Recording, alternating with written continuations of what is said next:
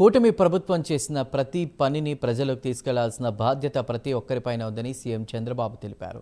TDP విస్తృత స్థాయి సమావేశంలో పాల్గొన్న సీఎం చంద్రబాబు కూటమి సర్కార్ ఏడాది పాలన పూర్తయిన సందర్భంగా చేపడుతున్న ఇంటింటికి మంచి ప్రభుత్వంపై పార్టీ శ్రేణులను సమాయత్తం చేశారు. భవిష్యత్తులో చేపట్టనున్న కార్యక్రమాలను ప్రజలకు వివరించడమే లక్ష్యంగా జూలై 2వ తేదీ నుంచి ఇంటింటికి మంచి ప్రభుత్వం కార్యక్రమం చేపడుతున్నారు. ఈ సమావేశంలో ఇంటింటికి మంచి ప్రభుత్వ కార్యక్రమంతో పార్టీ శ్రేణులన్నీ కూడా ప్రజల్లోకి వెళ్లాలని సీఎం చంద్రబాబు దిశానిర్దేశం చేశారు. గత ప్రభుత్వం తప్పులను సరిచేస్తూ పాలన గాడిలో పెట్టామని, పెట్టుబడులు తీసుకొచ్చి రాష్ట్రాన్ని అభివృద్ధి దిశగా తీసుకువెళ్తున్నామని అన్నారు. సంక్షేమం అందించడంలోనూ ఏమాత్రం తగ్గకుండా పేదలకు సంక్షేమ ఫలాలు అందజేస్తున్నామని తెలిపారు చంద్రబాబు. పాలన నిర్ణయాలు కార్యక్రమాలని విజయాల్ని ప్రజలు ఎందుకు పాలన తొలి అడుగు మొదలుపెట్టాం. ఈ సంవత్సరం సుపరిపాలన అడుగు అనే పేరుతో పెట్టి ప్రజల ప్రమాణాలు పెంచడానికి, పునరంకితం కావడానికి మొన్నే ఒక వినూత్నమైన క్రమానికి శ్రీకారం చుట్టాం. ప్రజాప్రతినిధి, అధికార యంత్రాంగం ఇద్దరు కూడా దగ్గర 2000 మందితో ఒక కార్యక్రమానికి శ్రీకారం చుట్టి ఈ సంవత్సరం ఏం చేశాం, రాబోయే సంవత్సరం ఏం చేయాలి, 5 సంవత్సరాల్లో మనం ఏం చేయబోతున్నాం, 2047కి రాష్ట్రాన్ని ఏ విధంగా ముందుకు తీసుకుపోతామో ఒక నిర్దిష్టమైనటువంటి టార్గెట్స్తో ఆ కార్యక్రమంలో చర్చించాం. 94% స్ట్రైక్ రేటుతో మొన్న ఎన్నికల్లో అఖండ విజయాన్ని సాధించి పెట్టారంటే అది మన మీద ఉండే నమ్మకం అని మరొక్కసారి మీ అందరికీ విజ్ఞప్తి చేస్తున్నా. ఆ నమ్మకాన్ని, ప్రజల్ని, ఆశల్ని, యాస్పిరేషన్స్ని కాపాడుకోవాల్సిన బాధ్యత మన పైన ఉంది. ఏ ప్రభుత్వం అయినా సరే చేసిన పనులు చెప్పుకోవాలి. ఏ నాయకుడైనా సరే ప్రజల్లోకి వెళ్ళడంలో నామోషి పడకూడదు. పదే మీరు ఎంత తిరగగలిగితే అంత మీరు రాణించే పరిస్థితి ఉంటుంది. ప్రజలకు మీరు ఎంత అందుబాటులో ఉంటే ప్రజల్ని మిమ్మల్ని ఆదరించే పరిస్థితి వస్తుంది. ఈ విషయం మనం గుర్తుపెట్టుకోవాలి. పని చేయడం ఒక ఎత్తు, ప్రజలకు అందుబాటులో ఉండడం ఇంకొక ఎత్తు. మనం చేసిన పనులు పదే ప్రజలకు చెప్పడం కూడా ఇంకొక విధానం. అదే సమయంలో కొన్ని పనులు కాకపోతే ఎందుకు కాలేదో చెప్పడం కూడా మన బాధ్యత. మొన్న ఎన్నికల్లో దగ్గర చాలామంది కొత్త వాళ్ళు, పార్లమెంట్ అయితే మెజారిటీ కొత్త వాళ్ళు, అసెంబ్లీ కూడా మెజారిటీ కొత్త వాళ్ళు, ఫస్ట్ టైం వచ్చిన వాళ్ళు చాలామంది వచ్చారు. రెండోది మీరు చూస్తే సోషల్ రీఇంజనీరింగ్ చేశాం.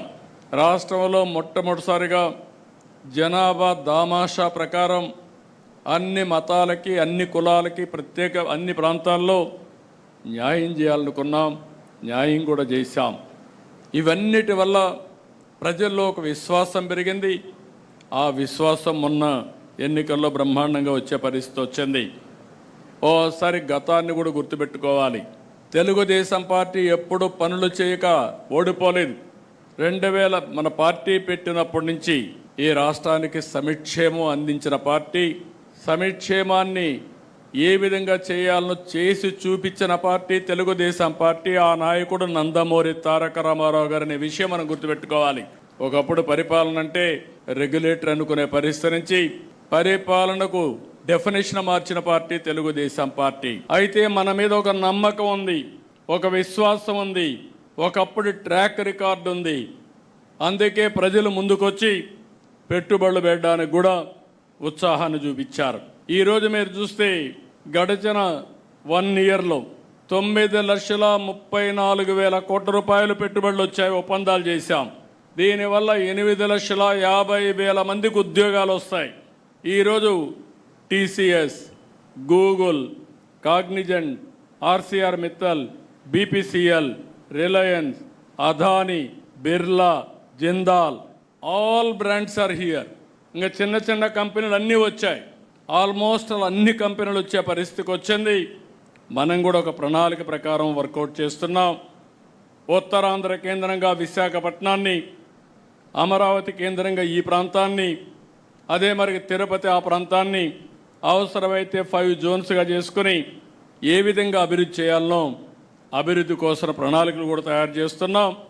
అదే మరిగా రతన్ టాటా ఇన్నోవేషన్ హబ్ కింద హబ్ అండ్ స్పోక్ మోడల్ పెట్టుకొని ప్రతి ఒక్క ఇంటికి ఒక ఆంటర్ప్రెన్యూర్ని ప్రమోట్ చేయాలని కూడా ఆలోచిస్తున్నాం. రాజకీయాలు పూర్తిగా మారిపోయినాయి. ఈరోజు మీరు ఒకసారి చూస్తే ఎకనామిక్ టెర్రరిస్టులు వచ్చే పరిస్థితి వచ్చింది. పదే పదే మనం మాట్లాడుతున్నాం టెర్రరిజం ప్రపంచానికే పెద్ద ప్రమాదం అని.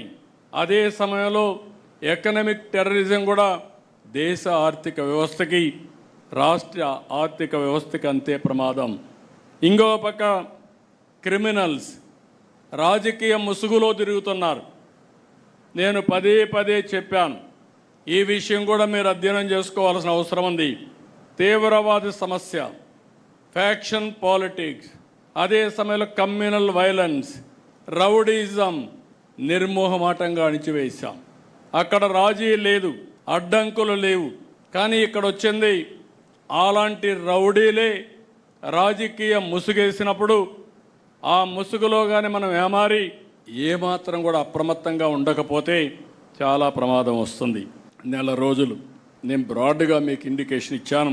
1 month నా దగ్గర నుంచి లాస్ట్ మైల్లో ఉండే కేఎస్ఎస్ వరకు అందరం కూడా పేరుకు మన వాళ్ళు ఉన్నారనేది కాదు. ఈ 1 month ఎవ్రీ గడప మనం తొక్కాల్సిన అవసరం ఉంది. ప్రతి ఒక్క వ్యక్తిని మనం కలవాల్సిన అవసరం ఉంది. ఈ కష్టకాలంలో ఎన్ని ఇబ్బందులున్నా ఆర్థిక వ్యవస్థని మళ్ళీ గట్టెక్కించడానికి ఏమేం చేసాం చెప్పాల్సిన అవసరం ఉంది. ఇన్ని కష్టాల్లో ఇచ్చిన మాట నిలబెట్టుకోవడానికి అనునిత్యం ఏ విధంగా పనిచేస్తున్నామో చెప్పాల్సిన అవసరం ఉంది. ఇచ్చిన short time, medium term, long term 3 కూడా బ్యాలెన్స్ చేసుకొని సస్టైనబుల్ ఎకానమీతో ఆర్థిక వ్యవస్థ సుస్థిరత అదే మరికి స్టేబుల్గా చేసి దీన్ని బ్యాలెన్స్ చేయడం మన ఆలోచన. ఈ విషయాన్ని కూడా మీరు అర్థం చేసుకొని ప్రజల్లోకి తీసుకుపోవాల్సిందిగా నేను మిమ్మల్ని అందరినీ కోరుతున్నా.